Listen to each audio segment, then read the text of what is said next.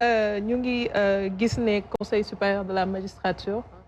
bañ la déggee nga àddu ci ba noppi lañ dégg daal mooy nii wii nii non bu président Macky Sall leerul daal ci suñu bopp ñu bëgg a xam da ngay génn wala da ngay toog sénégalais yi bëgg nañu leeral beneen ponk bi mooy déclaration de patrimoine ñu ngi koy xaar boobu itam ñi ngi naan kaña la ko conseil constitutionnel di fësal sa bos en tout cas ndax moo yitteel ñu bëri ñu xool tolluwaay bi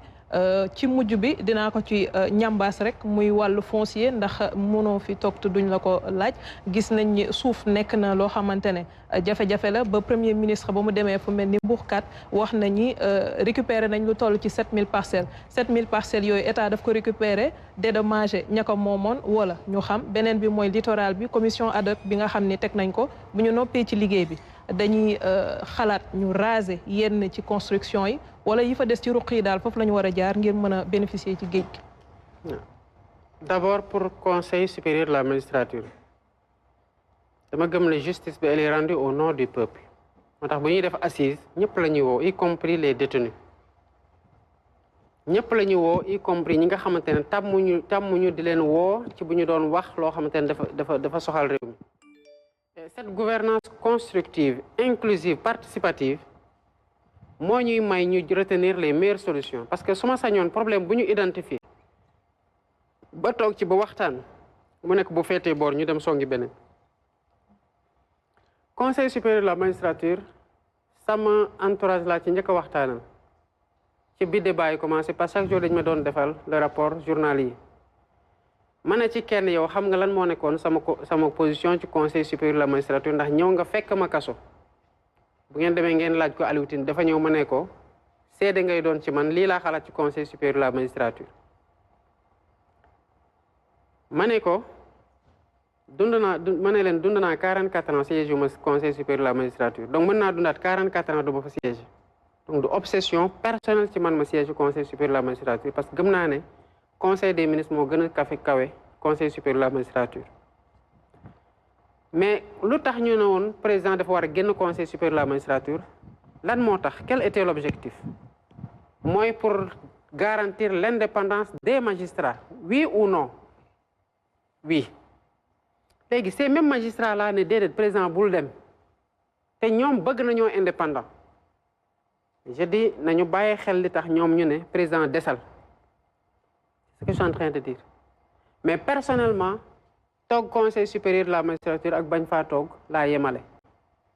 mais les 1 mois que j'ai pris mobiliser tous les services de l'État tous mes collaborateurs pour enquêter sur beaucoup de postes sur quel est le profil de magistrat qu'il faut y mettre ba démb maag premier ministre liggéey nañ ci jusqu'à minuit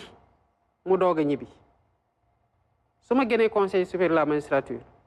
il faut bien que quelqu'un fasse ça kan lay nekk ak yan garantie lay am ne dina ko def ni ma koy defee xaw ma mais cela ne veut pas dire que sans moi c'est le déluge parce que d'autres pays ont fait une autre option mais je dis que puisque indépendance magistrat la ñuy bëgg te magistrat yi bëgg nañoo indépendant bu magistrat yi ne na président des na leen président déglu parce que su ma génnee c'est pas Pierre-Edouard qui va être indépendant c'est juste ce que je dis maintenant au moment où on me remettait le rapport j'ai pas encore lu les arguments des tenants de Natog et les arguments des tenants de Nadem toujours est-il que les assisards ont convenu d'une chose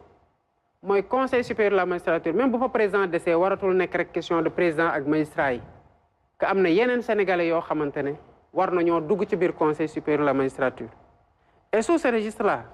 awma ci problème parce que def naa ko avec le COS-Petrogaz j'ai signé un décret la semaine dernière pour davantage ouvrir le COS-Petrogaz j'ai mis aujourd'hui des représentants de la communauté universitaire